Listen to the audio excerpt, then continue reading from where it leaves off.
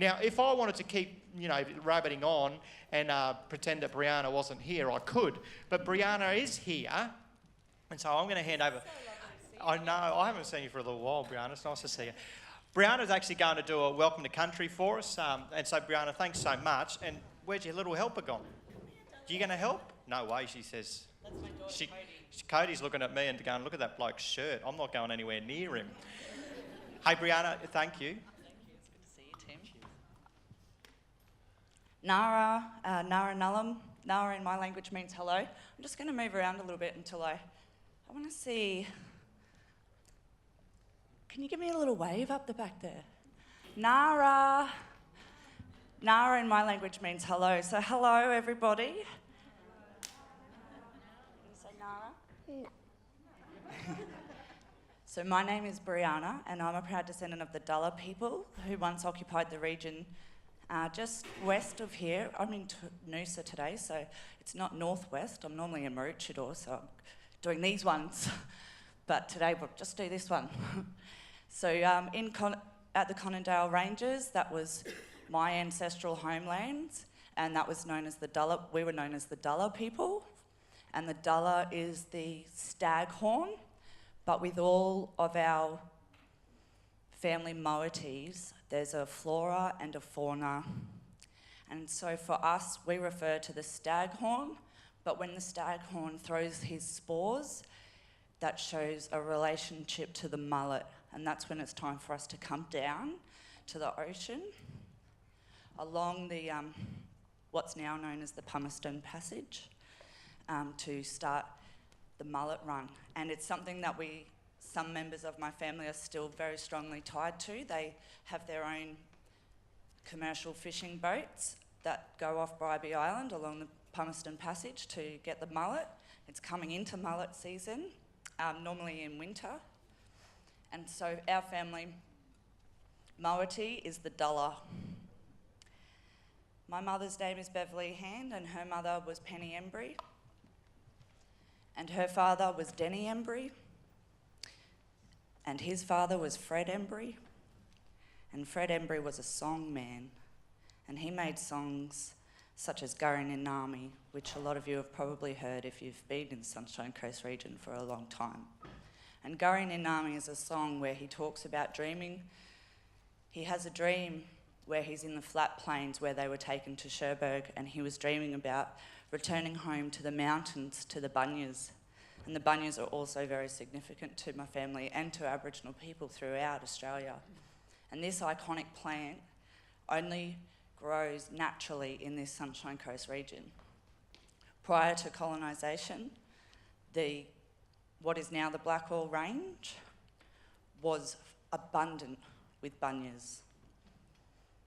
It was actually the bunyas were protected because when they first moved here, they saw the reverence that our people held towards these plants. A family would be bestowed a tree to take care of. And the reason why I wanted to touch on that is because we're here talking about tiny houses and eco-villages, and I think it's really nice for me to feel like we're doing a cycle and we're going back to that minimalist living, and we don't need a big, as much as it would be really nice to live in a flash house with three stories and a swimming pool, and it's not sustainable in the long run.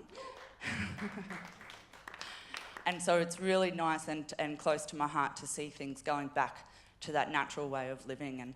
And Aboriginal people, Torres Strait Islander people, even some Scottish people, English people, Wales, all of their First Nations people lived in small communities, in small villages, and I think it's really lovely that we're all going back to our ancestral roots, all of us, all of humanity. So it's really inspiring to be a part of it.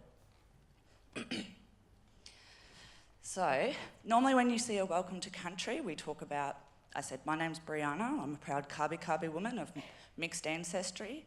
I come from Dulla descent. When colonisation happened in this region. The Dulla people amalgamated with their neighbouring states, the Undambi people, the Jinnabara people, and we became known as the Kabi Kabi Nation. You may also hear it referred to as Gubbi Gubbi, because we didn't have a written language, and so when they started transcribing our language, the G and the K was like a k, and so it was hard sometimes to decipher, depending on who you were talking to, whether it was a k, a g, or a k, because they go together in our language.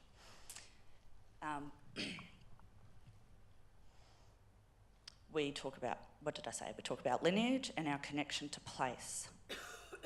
And it's about honouring ancestors and acknowledging my ancestors to say that you fellas are here on my country with my blessing, and that I hope that ancestors will watch over and guide these conversations that you've had yesterday and today, and keep you guys all in a safe space and make you feel welcome.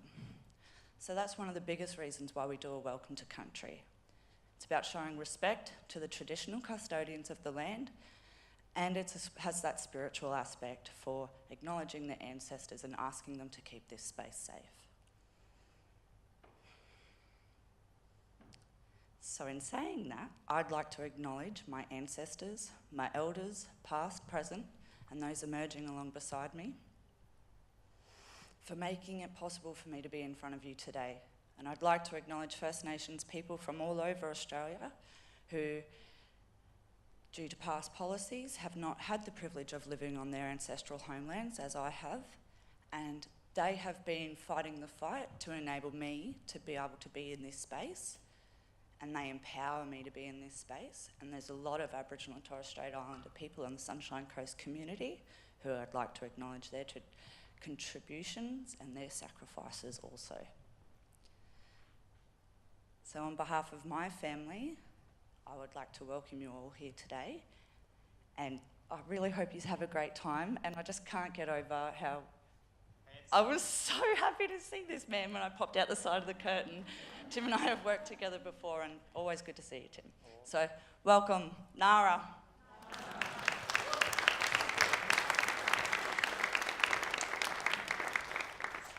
You know, you've got to stick with anyone who actually likes to see you. That's a good thing.